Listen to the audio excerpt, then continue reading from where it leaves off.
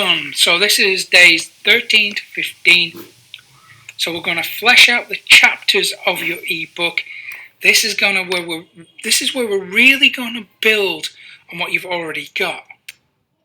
Remember, on days 4 to 6, we wrote a very loose structure, a framework for your ebook. We listed out the topics that you're going to cover. Here, you're going to delve deeper into each of those topics and flesh them out. Or if you don't want to write an ebook, that's perfectly fine. We have options. You can record your voice and get it transcribed on Rev or Fiverr, somewhere like that. Perfectly acceptable. You might want to go through it and edit it, remove all the ums and the ahs and the awkward pauses, that kind of thing. And then you will have an ebook ready to go. And then we brand your ebook as a method. So we create a new technique. So, is this ethical? Well, because you will have your own unique perspective and way of viewing things with this method, because you have real world experience, of course, we can brand this as your method. So what we do is we give it a particular name that sounds authoritative. So it is the something method. So think about inbox zero. This is a technique that is basically, it's getting your email inbox down to zero. It's just decluttering. You know what email inboxes are often like. They have a bunch of unopened emails. Mine certainly do. Well, inbox zero is just a method of just decluttering. But that was branded as inbox zero. So think about how that can be applied to your ebook. Think about that, the method, the brandable method that you can call your approach. And then we choose a name for your ebook. It's really important because we want to clearly say what your ebook is, what it does, and who it's for. So think about Grant Cardone and the 10X method. We have lots of examples of these methods and these techniques and strategies that marketers brand their content as. It works, it makes it memorable, it gives it credibility. And then you get a designer to create a professional looking cover. This is really important. We want the ebook cover to look slick. We want it to be able to compete with the best of them.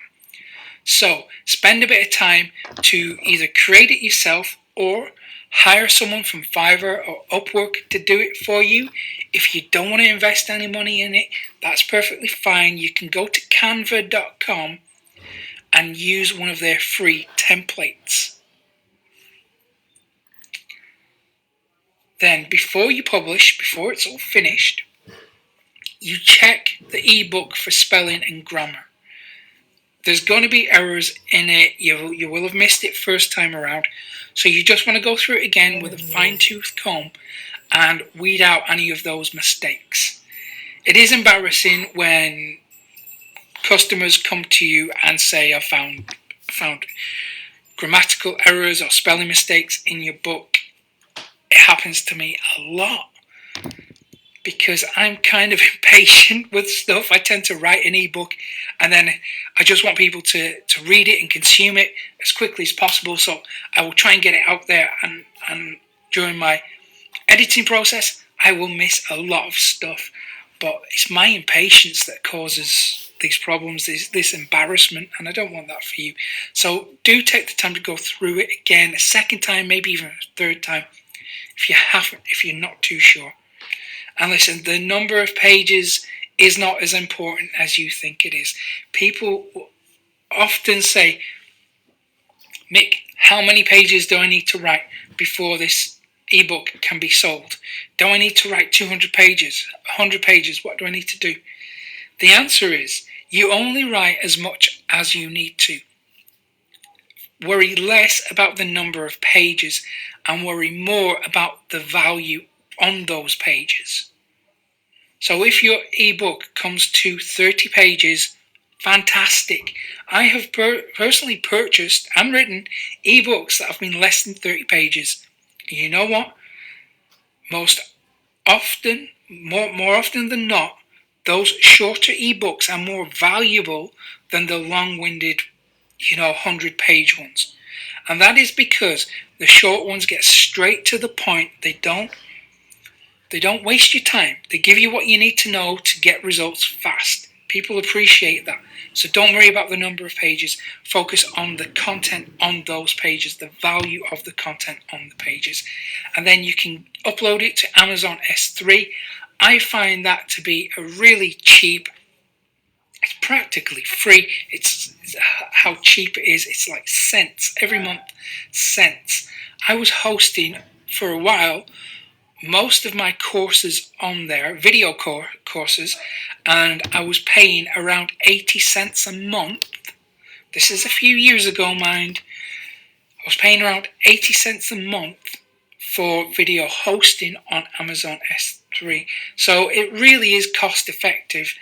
At that time, I was actually selling a lot. I mean, okay, during the months I was running a launch, it went up into dollars. I think the most I've ever paid for video hosting on Amazon S3 has been probably less than $50 a month. But that is considering that is with a massive launch going at it, thousands and thousands of customers, and video content.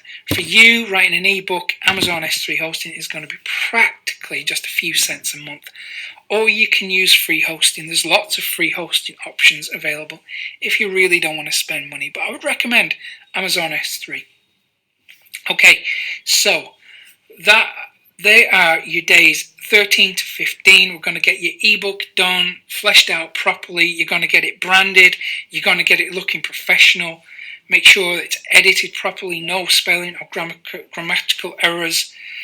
And don't worry about the number of pages. So next, we've got days 16 to 18. We're going to focus on your sales page. Now your ebook is done. We need to focus on the sales page that is going to sell it for you. If you like this video, just like, subscribe, and share. Thank you.